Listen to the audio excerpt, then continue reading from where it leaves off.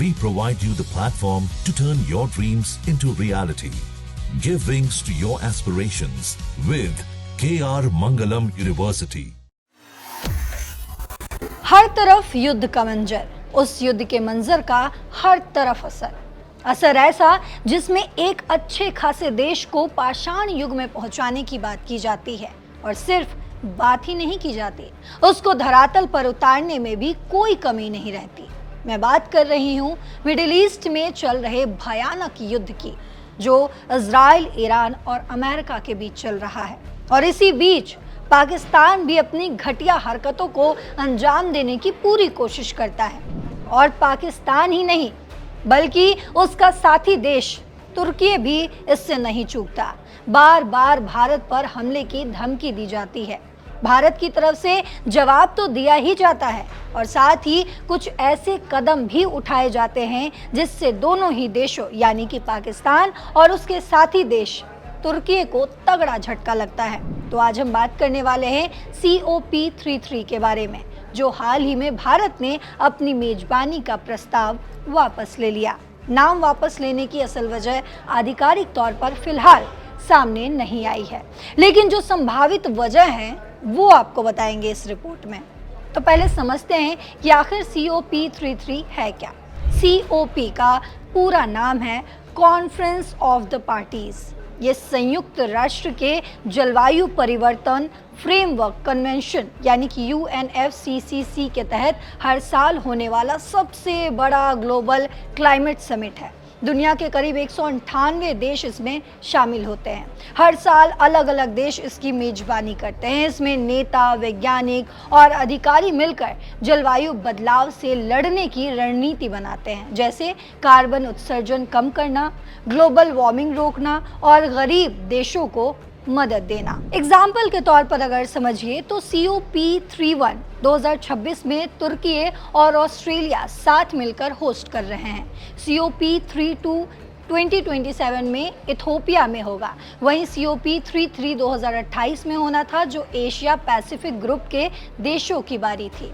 इसमें कौन कौन से देश शामिल हैं वो भी आपको बताते हैं। तो COP33 में सभी UNFCCC के सदस्य देश शामिल होते हैं, यानी लगभग सारी दुनिया। भारत, अमेरिका, चीन, यूरोप के देश, अफ्रीका, लैटिन अमेरिका सब आते हैं। ये कोई एक देश का नहीं बल्कि पूरी दुनिया का जलवायु सम्मेलन है। मेजबान देश सिर्फ आयोजन करता है, लेकिन फैसले सब देश मिलकर लेते हैं। अब सवाल ये है कि क्या इसमें पाकिस्तान का भी नाम है? तो आपको बता दूं, पाकिस्तान अभी UNFCCC के एशिया पैसिफिक ग्रुप का चेयरमैन है। भारत ने अपनी मेजबानी वापस लेने की जानकारी इसी ग्रुप को दी थी, यानी पाकिस्तान का नाम सिर्फ ग्रुप के चेयर के तौर पर आया है, ना कि मेजबानी के लिए बोली लगाने वाले देश के रूप में। कोई रिपोर्ट में पाकिस्तान खुद COP33 होस्ट करने का प्रस्ताव नहीं दे रहा है। इसकी मेजबानी कौन कौन से देश कर रहे हैं वो अब आपको बताते हैं। अभी तक कोई फाइनल मेजबान तय नहीं हुआ है, लेकिन भारत ने 2023 में COP28 दुबई में प्रधानमंत्री नरेंद्र मोदी ने अपना प्रस्ताव दिया था। भारत ने कहा था कि हम 2028 में COP33 होस्ट करेंगे। तैयारी भी शुरू हो गई थी। जुलाई 2025 में पर्यावरण मंत्रालय ने एक खास COP33 सेल बना भी दिया था, जिसमें 11 सदस्य थे, ताकि लॉजिस्टिक्स और प्लानिंग हो सके। लेकिन 8 अप्रैल 2026 को भारत ने आधिकारिक तौर पर अपना प्रस्ताव वापस ले लिया। अब दक्षिण कोरिया ने मेजबानी में दिलचस्पी दिखाई है। वहीं कुछ रिपोर्ट्स ये कहती है कि दक्षिण कोरिया का इंटरेस्ट अनऑफिशियल है, लेकिन वो आगे बढ़ सकता है। अभी एशिया पैसिफिक ग्रुप ही तय करेगा कि आखिर कौन होस्ट करेगा। अब समझते हैं कि भारत के नाम वापस लेने की वजह क्या हो सकती है। आपको बता दें कि इस पर फिलहाल कोई स्पष्ट वजह सामने नहीं आई है। सरकार या फिर पर्यावरण मंत्रालय ने अभी तक कोई बयान नहीं दिया है, लेकिन दूसरे अपडेट्स जैसे कि क्लाइमेट होम न्यूज़ या फिर इकोनॉमिक टाइम्स की बात करें या फिर द हिंदू की बात करें या फिर रॉयटर्स की रिपोर्ट के अनुसार साफ है कि भारत ने 2 अप्रैल 2026 को एक चिट्ठी लिखकर एशिया पैसिफिक ग्रुप को बताया कि 2028 के अपने कमिटमेंट्स की समीक्षा के बाद हम मेजबानी नहीं कर पाएंगे। यानी सरकारी भाषा में अगर बोले तो review of commitment for the year 2028। अब समझते हैं कि संभावित वजहें क्या क्या हो सकती हैं। 2028 में भारत के पास कई बड़े इंटरनेशनल इवेंट्स या कमिटमेंट्स हो सकते हैं, जैसे G20 या दूसरे ग्लोबल मीटिंग्स।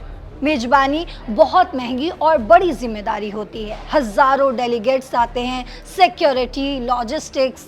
शायद सरकार ने सोचा कि अभी घरेलू प्राथमिकताएं जरूरी हैं। वहीं कुछ एक्सपर्ट्स कह रहे हैं कि ग्लोबल सिचुएशन जैसे कि युद्ध, आर्थिक दबाव की वजह से भी हो सकता है। भारत पहले भी एक बार COP8 की मेजबानी 2002 में दिल्ली में कर चुका है, लेकिन अब 2028 में ना करने का फैसला आश्चर्यजनक है, क्योंकि प्रधानमंत्री मोदी ने 2023 में इसे क्लाइमेट लीडरशिप का बड़ा संदेश बताया था। अभी तक कोई आधिकारिक वजह सामने नहीं आई है, लेकिन ये फैसला जलवायु कूटनीति में बड़ा टर्निंग पॉइंट माना जा रहा है। तो भारत ने मेजबानी वापस ली, लेकिन क्लाइमेट एक्शन में भारत का रोल हमेशा मजबूत रहेगा। अब आप सोच रहे होंगे कि आखिर मैंने पाकिस्तान और तुर्की का जिक्र क्यों किया। तो इसकी मेजबानी में कहीं ना कहीं तुर्की और पाकिस्तान का नाम शामिल है, जैसा कि मैंने आपको रिपोर्ट में भी बताया। और अभी हाल में जिस तरीके से पश्चिम एशिया में युद्ध चल रहा है, उस बीच भी पाकिस्तान ने भारत पर बार बार हमले की गीदड़ भभकी दी है। तो ये पॉसिबल रीज़न हो सकता है, हालांकि हम इसकी पुष्टि नहीं करते हैं, लेकिन ये एक संभावित वजह हो सकती है जिसकी वजह से भारत ने अपना नाम वापस लिया हो, क्योंकि प्रधानमंत्री नरेंद्र मोदी ने कई बार साफ और सुथरे शब्दों में कहा है कि टॉक और टेरर एक साथ नहीं हो सकता। तो इस पर जो कुछ भी अपडेट्स आएगा, तमाम अपडेट्स के साथ एक बार फिर आपके सामने हाजिर होंगे। तब तक देश और दुनिया की बाकी खबरों के लिए देखते रहिए दैनिक जागरण। नमस्कार।